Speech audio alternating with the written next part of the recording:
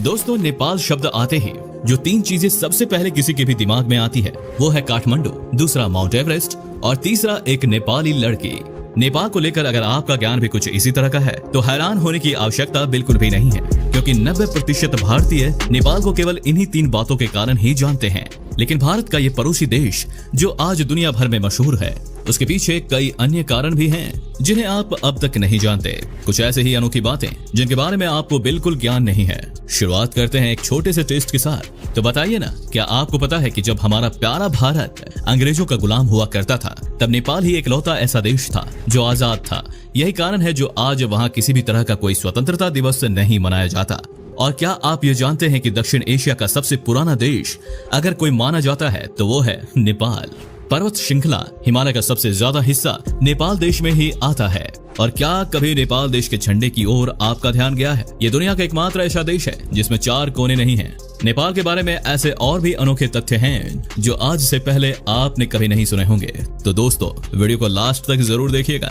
Number 12, Nepalese ईट everyday दाल भात। क्या आप जानते हैं कि नेपाल में करीब 55 लाख परिवार रहते हैं, जिनमें से 90% परिवारों का पसंदीदा भोजन दाल भात है। जी हाँ, दाल और चावल जो नेपाल का पसंदीदा भोजन है और नेपाली लोग इसे बड़े ही चाव से खाते हैं और दूसरों को भी परोसते हैं। ये नाश्ते और रात के खाने का एक इम्पोर्टेंट व्यंजन है जिसे समूचा नेपाली परिवार मिलकर और इसका आनंद लेकर खाते हैं। खैर, आनंद तो आएगा ही दोस्तों, जब प्याज, टमाटर, हरा धनिया और हरी मिर्च का छोका लगाकर दाल और उसके साथ भात खाने को मिले तो आनंद ही नहीं, मेरे मुंह में तो पानी भी आ रहा है। और अब तो ये मन भी कर रहा है कि आज के खाने में दाल भात ही खाया जाए।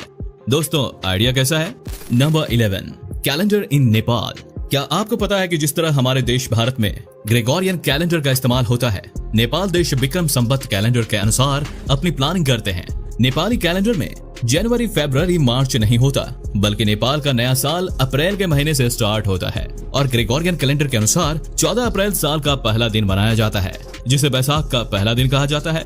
नेपाली कैलेंडर में 354 दिन ही होते हैं, और वो इसलिए क्योंकि इस कैलेंडर के सभी महीने 29 या फिर 30 दिनों के ही होते हैं, जो चांद के अनुसार तय होते हैं। यही नहीं, विक्रम संवत ग्रेगोरियन कैलेंडर की तुलना में लगभग 57 वर्ष आगे भी है, जिसका मतलब ये हुआ कि साल 2022 विक्रम संवत के अनुसार साल 2079 है। केवल यही नहीं, नेपाल में कुछ जाति और जनजातियां भी हैं जो विक्रम संवत के अनुसार अपना कैलेंडर इस्तेमाल करती हैं। दोस्तों, क्या आज से पहले नेपाल का ये तथ्य आपको पता था? हमें कमेंट्स में जरूर बताएं। Number 10, the fearsome Gorkha at service of United Kingdoms. Nepal दुनिया भर में अपने खुखार गोरखा सैनिकों के लिए भी प्रसिद्ध है। वो गोरखा सैनिक जिनका मूल सिद्धांत है कि डरपोक होने से लाख बेहतर है कि मर जाना। भारत की आजादी के समय ब्रिटेन की आर्मी गोरखा की बहादुरी से इतनी प्रभावित हुई कि वो अपने साथ बहुत सारे गोरखास को ब्रिटेन ही ले गई। आज ब्रिटेन की आर्मी में इन गोरखास की संख्या 4000 से भी ज्यादा है। यही नहीं, इनकी बहादुरी का भारत भी कायल है। तभी तो इस फोर्स की 7 रेजिमेंट्स और 40 बटालियन इंडियन आर्मी में कार्यरत हैं और करीब 40,000 से ज्यादा गोरखा भारत की रक्षा करते हैं। दोस्तों, गोरखा केवल अपनी बहादुरी ही नहीं बल्कि अपने जानलेवा हथियार खुकरी के लिए भी प्रसिद्ध हैं। एक धारदार चाकू जो आज इनकी शान है, जिसे इस फौज ने पहले और दूसरे विश्व युद्ध में इस्तेमाल कर लाखों दुश्मन ढेर कर दिए। गोरखास के बारे में ये कहा जाता है कि इस फौज का एक अकेला जवान दुश्मन के 50 सैनिकों के बराबर होता है, जो बंदूक और खुकरी के साथ साथ अपने बाजुओं को भी अपने हथियार की तरह इस्तेमाल करता है। Number 9, the greatest concentration of places recognised by UNESCO. Nepal दुनिया का वो देश है जहां सबसे ज्यादा विश्व धरोहर देखने को मिलती है। नेपाल की राजधानी काठमांडू में मौजूद 7 ऐसे स्मारक हैं जिन्हें यूनेस्को ने चिन्हित किया और इन्हें विश्व धरोहर का दर्जा दिया है।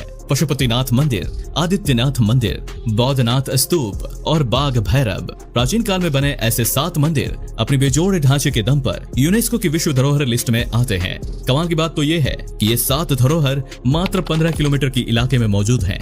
यही नहीं, नेपाल में 4 और भी ऐसी जगह हैं जो वर्ल्ड हेरिटेज का हिस्सा हैं। इस तरह नेपाल दुनिया का एकमात्र ऐसा देश है जहां छोटी सी जगह में सबसे ज्यादा विश्व धरोहर मौजूद है। Number 8, the legend of Yeti, the abominable snowman. आप सबने माउंट एवरेस्ट से जुड़े कई तथ्य सुने होंगे, लेकिन येटी के बारे में शायद ही सुना होगा। दोस्तों, नेपाल में ये प्रसिद्ध है कि नेपाल की पहाड़ियों में खासकर माउंट एवरेस्ट पर एक दानव रहता है जिसका नाम येटी है। नेपाल में ऐसे बहुत से लोग हैं जो येट्टी को अपनी आंखों से देखने का दावा भी करते हैं, और ये भी कि उनके पास येट्टी से जुड़े कई सबूत भी मौजूद हैं। इनके मुताबिक येट्टी एक विशालकाय दानव है जो इंसान और विशालकाय बंदर मिलाकर स्वरूप में आया। जो भी इसके सामने आता है वो मारा जाता है। यही कारण है कि आज तक कोई भी इसे खोज नहीं पाया। हालांकि इस दावे को वैज्ञानिक बिरादरी साफ तौर से नकारती है, लेकिन येट्टी के अस्तित्व से खुद एडमंड हिलरी भी प्रभावित थे। एवरेस्ट पर चढ़ाई करने वाले पहले व्यक्ति जिनका मानना था कि येट्टी वास्तव में एवरेस्ट पर मौजूद है, जिसे ढूंढ निकालने के लिए हिलरी ने एक अभियान भी चलाया था। Number 7, home of endangered animals. Africa की तरह नेपाल एशिया का वो देश है जहां मौजूद कुछ जानवर एंडेंजर्ड हैं, मतलब विलुप्त होने के कगार पर हैं। लेकिन नेपाल का चितवन नेशनल पार्क उन्हें बचाने के लिए हर संभव प्रयास कर रहा है। Snow leopard, Asian rhino, Bengal tiger, red panda, elongated tortoise जैसे कुछ जानवर जब अस्तित्व की आखिरी लड़ाई लड़ रहे थे, तब इनकी मदद को नेपाल का चितवन नेशनल पार्क आगे आया, जिसने इन सभी प्रजातियों का न सिर्फ विलुप्त होने से बचाया, बल्कि आज इनकी संख्या को बढ़ाने की हर कोशिश भी नेपाल के इस पार्क में की जा रही है। इन सभी जानवरों को कड़ी सुरक्षा में रखा जाता है ताकि किसी इलीगल किलिंग का शिकार ना हो सकें। यही नहीं, यहाँ प्रिजर्व किए जाने वाले सभी जानवरों को दुनिया के अन्य देशों में मौजूद जू और नेशनल पार्क्स में भी भेजा जाता है ताकि सभी प्रजातियों को दुनिया के कोने कोने में सुनिश्चित किया जा सके। Number 6, Hinduism, the most important religion in the land of Buddha. दोस्तों, आपको ये पता ही होगा कि भगवान बुद्ध का जन्म नेपाल के लुम्बिनी में हुआ था, जो आज बौद्ध धर्म का केंद्र है, जिसके चलते बौद्ध धर्म के अनुयायी दुनिया भर से यहाँ आते हैं। लेकिन इसके बाद भी नेपाल में हिंदू धर्म को मानने वाले सबसे ज्यादा हैं, जिनकी संख्या 80% है, जबकि बौद्ध धर्म यहाँ केवल 10% है। ये आंकड़े बताते हैं कि बौद्ध धर्म का केंद्र होते हुए भी हिंदू मान्यताएं और आचरण नेपालियों के बीच ज्यादा लोकप्रिय है, जिसका असर इतना गहरा हुआ कि नेपाल आज तक एक हिंदू बाहुल देश है। होगा भी क्यों नहीं। एक तरफ जहां मॉडर्न बनने के नाम पर लोग नमस्ते करने की प्रथा को भूलते जा रहे हैं, जहां आज भी अभिवादन करने के लिए लोग एक दूसरे से हाथ जोड़ते हैं। Number 5, the Nepal's capital was once a lake. Nepal के लोगों के मुताबिक हजारों साल पहले नेपाल की राजधानी काठमांडू एक लेक यानी झील हुआ करती थी, जहां पर सांपों का काफी दबदबा हुआ करता था। और फिर एक समय ऐसा आया जब मंजूश्री नाम का एक योद्धा यहाँ आया और उसने अपनी तलवार से इस झील के 2 टुकड़े कर दिए। इस तरह झील का सारा पानी और पानी में मौजूद दोनों बहकर नीचे की ओर चले गए और इस तरह धीरे धीरे काठमांडू स्थापित होता चला गया। वहीं साइंटिफिक थ्योरी भी इस बात को मानती है कि काठमांडू कभी एक झील हुआ करता था, जिसे मंजूश्री ने तो नहीं बल्कि इसकी स्थापना झील का पानी बह जाने से जरूर हुई, जो करीब 15,000 वर्षों में पूरा हुआ। Number 4, the original name of mount Everest. पहाड़ों का सर्वे करने वाली संस्था रॉयल जियोग्राफिकल सोसाइटी जब पहली बार दुनिया के सबसे ऊंचे पहाड़ को चिन्हित किया तो इसका नामांकन अपने एक शोधकर्ता जॉर्ज एवरेस्ट के नाम पर कर दिया और तभी इसका नाम माउंट एवरेस्ट हो गया, जबकि एवरेस्ट का असली नाम सागर माथा है, जो आज भी नेपाल के लोगों के बीच प्रसिद्ध है, जिसका मतलब है स्वर्ग का माथा, अर्थात वो जगह जहां से स्वर्ग की शुरुआत होती है। वही तिब्बत के लोगों के बीच इस पहाड़ी का एक विशेष स्थान है, जो माउंट एवरेस्ट को कोमलिंगमा कहकर आज भी बुलाते हैं। कोमलिंगमा तिब्बत की स्थानीय भाषा है, जिसका मतलब होता है ब्रह्मांड की देवी। Number 3, the deepest canyon on earth. दोस्तों, एक तरफ जहां दुनिया के 8 सबसे ऊंचे पहाड़ नेपाल में मौजूद हैं, जिसकी गहराई 4375 मीटर है। गंडकी नदी से निकलने वाली ये घाटी 2 हिमालय पहाड़ियां अन्नपूर्णा और धूलागिरी को चीर कर बनी है। Number 2, the highest mountains on earth. ये तो पता चल गया कि नेपाल में दुनिया की 8 सबसे ऊंची चोटियां हैं, लेकिन ये श्रेष्ठ 8 दुनिया के 10 सर्वश्रेष्ठ में ही आ जाते हैं। ये शायद आपको नहीं पता होगा और इसी के चलते पर्वतीय कार्य क्षेत्र में नेपाल को 8000 भी कहा जाता है। जानते हैं क्यों?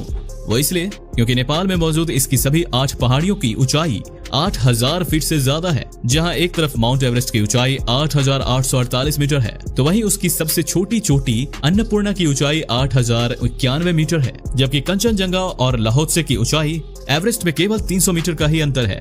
नंबर 1, दोस्तों, पानी को इकट्ठा करने के मामले में तो इस देश ने दुनिया के सभी देशों को पीछा छोड़ दिया। जी हाँ, नेपाल दुनिया का एक ऐसा देश है जो सबसे ज्यादा पानी को कंजर्व करता है। एक रिपोर्ट के अनुसार कहा जाता है कि अगर इस पानी का सही इस्तेमाल किया जाए तो ये देश हाइड्रो इलेक्ट्रिक एनर्जी जनरेट करने वाला सबसे बड़ा देश बन सकता है। लेकिन अफसोस कि नेपाल का शासन चलाने वालों को कभी ये बात समझ ही नहीं आई और उन्होंने इस पर कभी ध्यान ही नहीं दिया, जिसका नतीजा ये हुआ कि आज यहाँ के लोगों को दिन में केवल 12 घंटे ही बिजली मिलती है। यही कारण है कि यह अन्य देशों की तरह इस देश को इंडस्ट्री और फैक्ट्रीज नसीब न हो सकी और बदनसीबी की ये मार 3 करोड़ नेपालियों पर ऐसी पड़ी कि आज ये देश दुनिया के सबसे ज्यादा गरीब देशों में गिना जाता है, जहां लोग पूरे दिन में $1 से भी कम पैसे कमाते हैं।